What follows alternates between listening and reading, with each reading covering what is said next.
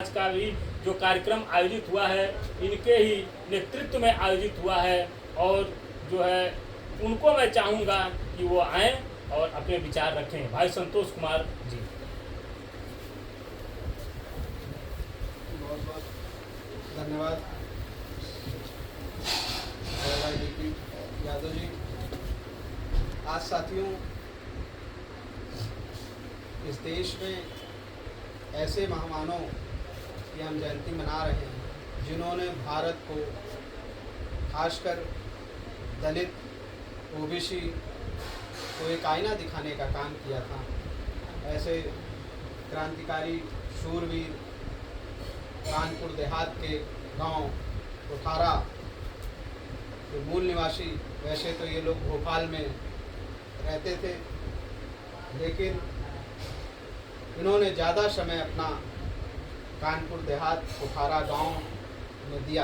अभी साथियों मैं आपको बताना भी चाहता हूं कि अभी हम 4 महीने पहले इस गांव में हम गए और इनका जो पोता है ब्रजेंद्र यादव, उससे मिल करके हमने कई ऐतिहासिक उनकी जो बनाई हुई धरोहर थी उसको हम लोगों ने देखा और जिस प्रेस से इन्होंने उस समय किताबें जो छापी और यहाँ तक कि रामायण को भी इन्होंने जो है काल्पनिक बताया और वो भी लड़ाई इन्होंने सुप्रीम कोर्ट से जीत करके लोगों को, देश को बताया कि रामायण जो है ये काल्पनिक है। साथियों जिस समय पेरियार ललई सिंह यादव जी जब समाज की लड़ाई लड़ रहे थे तो उस समय अंधविश्वास, पाखंड बड़े चरम सीमा पे था, लेकिन कानपुर की धरती से एक ऐसा शूरवीर निकला जिसने ओबीसी समाज को जगाने का काम किया। साथियों बड़ा आश्चर्य तब होता है जब ये किताबें लिख रहे थे तब इनके पास पैसे नहीं थे।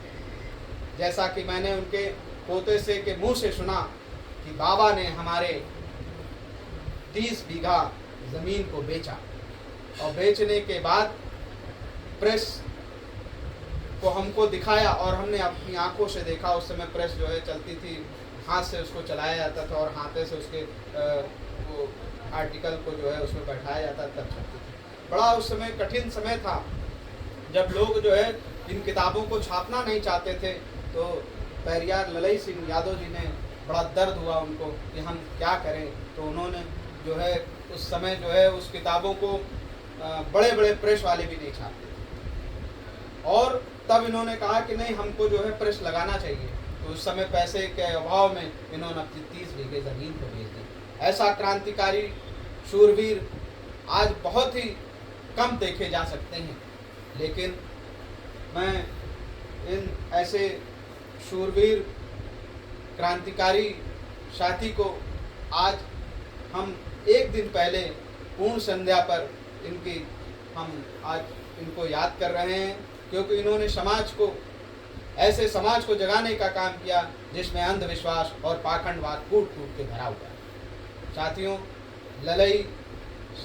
ललई जी ने ऐसे कई काम किए, लेकिन अभी मेरी जब बात हो रही थी तो उनका भी दर्द, उनके परिवार का भी दर्द था कि समाजवादी पार्टी के लोग उनके घर पर जाएं और उनसे बात करें।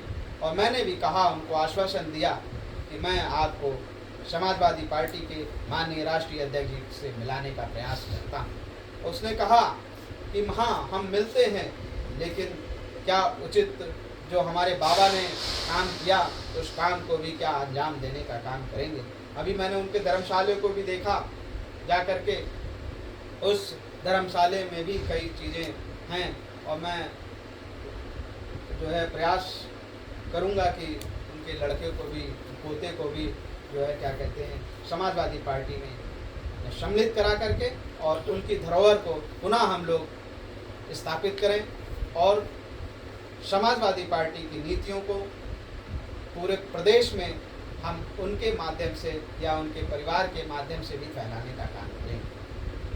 इन्हीं बातों के साथ मैं अपनी बात को समाप्त करते हुए पुनः पेरियार ललई साहब को याद करते हुए, उनको नमन करते हुए, आज सभी आए हुए हमारे बुद्धिजीवी और क्रांतिकारी साथियों का मैं आभार व्यक्त करता हूं कि आप लोग अपना कीमती समय निकाल करके इस कार्यक्रम में आए। इन चंद शब्दों के साथ मैं अपनी बात को समाप्त करता हूं। जय भीम, जय भारतीय संविधान, जय हिंद। तो ये बहुत महान लोग थे जिन्होंने अपना सब कुछ न्यौछावर कर, घर देखा, न अपनी धन दौलत देखी, न अपना जीवन देखा, न अपनी निजी कोई संपत्ति देखी।